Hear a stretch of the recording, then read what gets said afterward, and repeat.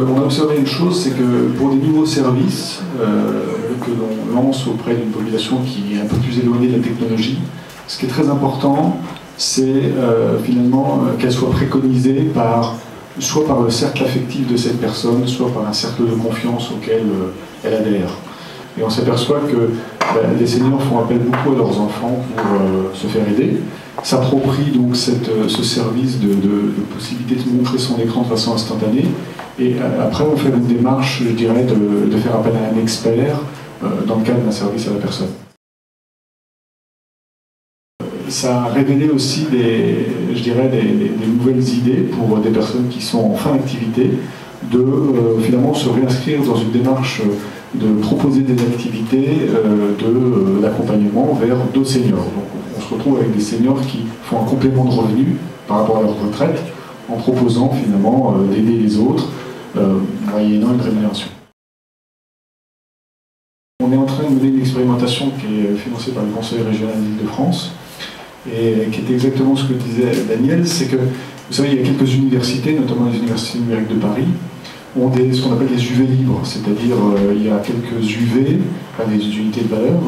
qui sont dédiées à des actions sociales et qui vaut pour obtenir son diplôme. Et on a réussi avec la délégation d'usage Internet à faire passer je dirais, le service d'accompagnement numérique auprès des seniors comme une action sociale. Ce qui fait que là on fait une expérimentation avec une trentaine d'étudiants qui vont passer un certain nombre d'heures, normalement c'est 60 heures, en accompagnement. Il y a un petit peu de présentiel, mais il y a beaucoup à distance parce que le senior il en a besoin à des moments tout au long de sa vie, en accompagnement à distance, et ça va être donc validé par une association tiers, et ça va valoir pour leurs UV, pour leur diplôme. Voilà. On va signer donc une convention avec le département de la Manche donc pour une déclinaison territoriale. Quand je dis déclinaison territoriale, c'est que finalement, grosso modo, on peut le résumer par cette phrase, c'est que les Manchois vont aider les Manchois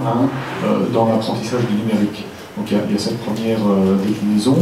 Il y a une deuxième déclinaison qui sera plus orientée sur je dirais, l'accompagnement lié à l'administration, de façon à pouvoir, probablement par un tissu associatif, pouvoir aider les gens à remplir des formulaires en ligne, à distance, en voyant leur écran. Vous voyez l'intérêt de la chose, c'est qu'ils sont devant un formulaire, ils ne savent pas ce qu'il faut mettre dans la case, ils montrent le formulaire à quelqu'un qui leur explique. Et puis il y aura forcément, il y aura probablement une déclinaison aussi qui va s'appeler peut-être le chèque accompagnement senior, qui permettra finalement